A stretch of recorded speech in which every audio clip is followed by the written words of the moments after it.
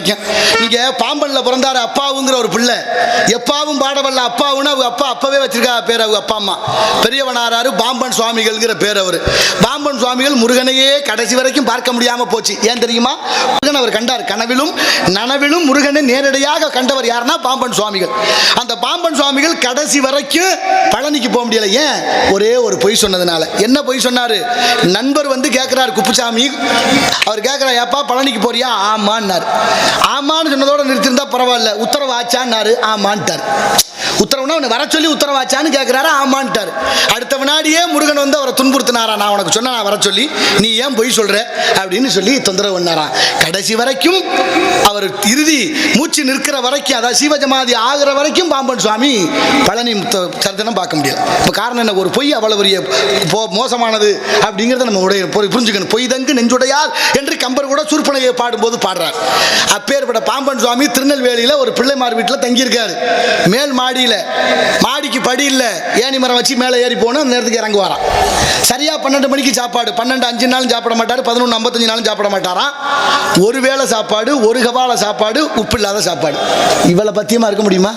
நினைச்சு பாருங்க. சோறு இல்லைன்னா இந்த காலத்தில் வாழவே முடியாது. அப்போ அப்படி வாழும்போது ஒரு நாள் பார்த்துருக்காரு, வீட்டில் ஒரு மூட்டை பூச்சி போயிட்டு இருந்திருக்கு. மூட்டை பூச்சியை பார்த்தோன்னே அந்த வீட்டு பிள்ளைகிட்ட கூட, தம்பி இந்த மூட்டை பூச்சியை பிடிச்சி அந்த பக்கம் விடுறான்னு சொல்ல, அவன் படக்குன்னு காலை வச்சு தேய்ச்சி விட்டான். அவ்வளவுதான். ஆமா, மூட்டை பூச்சி எல்லாமே பிடிச்சிட்டு தெரிய முடியும். ஆமா, அப்படி நசுக்கி விட்டேன். பதறி போனாராம். அந்த அம்மா சாப்பாடு கொண்டு போனா சாப்பிட மாட்டேன்ட்டார். ஏன்னு கேட்க, இந்த வீட்டில் ஒரு இலை விழுந்து வச்சு சாப்பிட மாட்டேன்னு. ஐயா, எனக்கு தெரியாம யார் செத்தது ஒன்றும் புரியலையே. ஓ மயன் ஒரு மூட்டை பூச்சியை கொண்டு விட்டா 3 நாளைக்கு சாப்பிட மாட்டேன்னு. ஒரு மூட்டை பூச்சி செத்ததுக்கே 3 நாளைக்கு சாப்பிட மாட்டேன்னாரு பாம்பன் சுவாமி. இன்னைக்கு நிலைமை எப்படி இருக்கு பாத்தீங்களா? எதை செய்ய எதை சொல்ல இப்படிலாம் நிலைமை போய்கிட்டு இருக்கு. இருந்தாலும் இந்த இடத்தின் சிறப்புகளை பார்க்கின்ற பொழுது அப்பேற்பட்ட தமிழ் மொழி, தமிழ்ல பேர் வைங்க, தமிழ் நம்மை வாழ வைக்கும். இன்னொரு வதந்தி ஒன்று நம்ம நாட்டில் பரவுது. தமிழ் இனி மெல்லச்சாகும் என்று பாரதியார் சொன்னது போல நிறைய பேர் நம்பிக்கிட்டு இருக்கிறீங்க.